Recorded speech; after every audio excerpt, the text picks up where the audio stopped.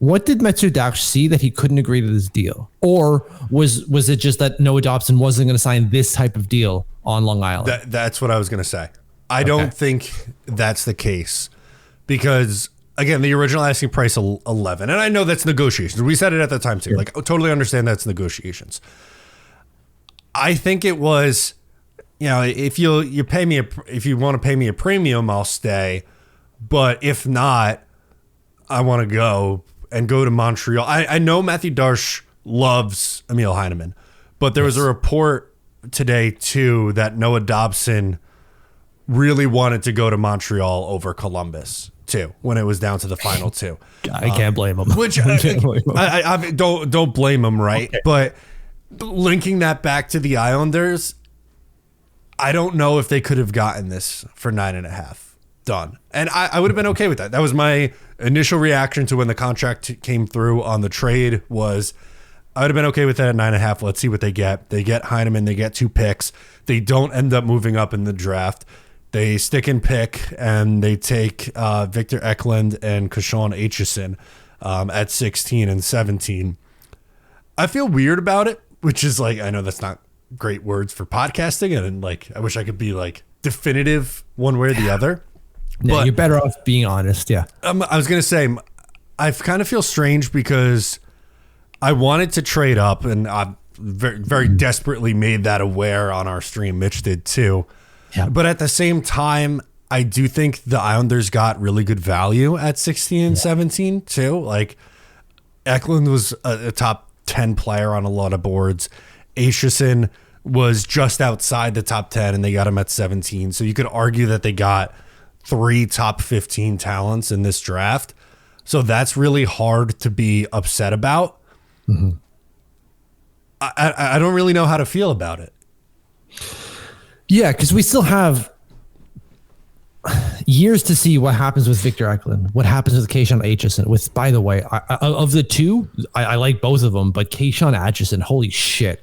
The more I find out about this kid and just the way he plays and what he does, the more I think love everything about him. He hits everything on ice. He looks for open ice hits, and he scores 26 goals in a year. What more do you want? It's so goddamn electric. As a defenseman, right? He's not just hitting guys and scoring goals because he's a power forward. He's a defenseman, and he's doing this shit. And apparently he's really good in front of the net, which is also dope.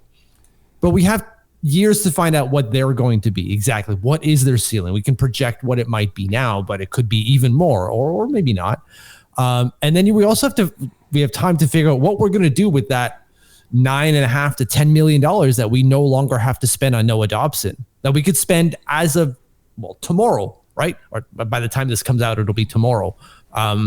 That's huge. We can improve the team going forward with these 2 picks, and we can improve the team today with $9.5 million, which basically gets us in anyone's ballpark, except for Mitch Marner. Although, not that I think Mitch Marner is coming here. I want to make that clear. I'd be very surprised if we are reacting to a Mitch Marner signing. I think he ends up in Vegas. I think the betting odds are extremely high that he ends up in Vegas, even maybe in a sign and trade scenario. But regardless, as apparently too, like JG Pajot's name is still kicking around even post draft. Right. Now they don't have to trade him, but if they do, that's another $5 million that opens up. And my point that I was going to bring up, and I know we're kind of going all over the place, but this is reaction to just what happened this weekend.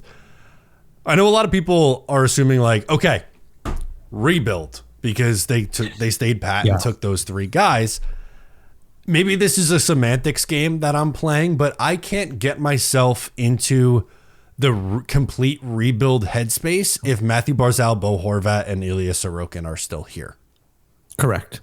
Absolutely. Right. Like those are foundational pieces. If they traded those 3 guys as well as trading Noah Dobson, then I'm going, this is a complete rebuild. I think it's a deep retool, which the irony here is the people that are upset, and there are some people who are upset with trading Noah Dobson.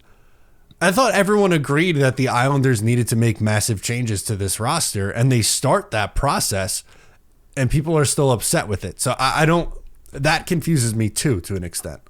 Yeah, people are always going to be mad. And if you're mad that the return is underwhelming, I get that. I absolutely get it. And I'm not going to try to convince you otherwise because I don't really have a good leg to stand on to argue against it. I don't think anyone does. The return does look underwhelming today.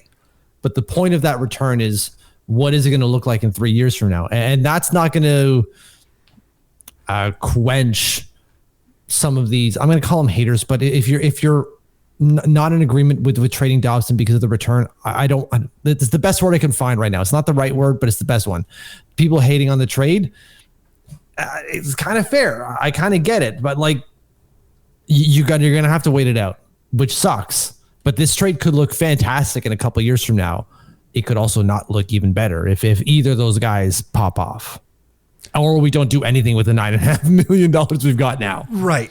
I have a hard time believing that they're not going to do nothing. Now, I'm not saying they're going to spend balls to the wall and be like, we're competing for a Stanley Cup this year. Correct. That would surprise me. But for them to just be like, we're just going to get younger. Heineman's our big, I'll say an air quote, addition of the offseason. I don't see that. I think there's going to be some other additional moves, and maybe someone we're not even talking about right now. Oh, absolutely. Yeah. Again, you have the money to do something with, and I think that's what he's trying to do is, obviously he wanted to move these picks to pick up James Higgins. That was clear. He wanted to do that desperately, but he couldn't find a proper trade without getting fleeced. And he wasn't about to do that. And so by taking these picks, guys that he said were on our board quite earlier, we set ourselves up in years to come. So we can maybe address the today with that $9.5 million, but we've already addressed the years to come where we got, as we've all mentioned, Schaefer, Yzerman, Ritchie, Aitchison, Eklund, at the very least. Yeah, and who knows, Danny Jeffries. Nelson. Yeah. Gidloff, Marcus Gidloff, right? Like these are guys. It's just, that's a lot of forwards, not a ton of defensemen. I guess there's 2 defensemen in there. Never mind. Yeah, there's a couple. Schaefer and Aitchison right there, right? Yeah. So 2 of the 3 from this year. And it's not just Islanders fans who are excited. Like the reviews have been very, very high from, kind of just national reporters or people who cover the league nationally and not just team specific, that the Islanders came away with a really, really good class. Yeah. So I think like when we're talking about the trade itself, the Noah Dobson one, it may not look fantastic right now, but I ask you to maybe wait a couple of years and see. I'm not saying it will be. I'm not trying to make your mind up for you. I'm just saying we're going to have to wait a couple of years to see if this trade does pan out successfully or not. It stinks. The waiting sucks. The waiting definitely stinks. And obviously your first round picks have to be good. And we're not going to know until a few years from now.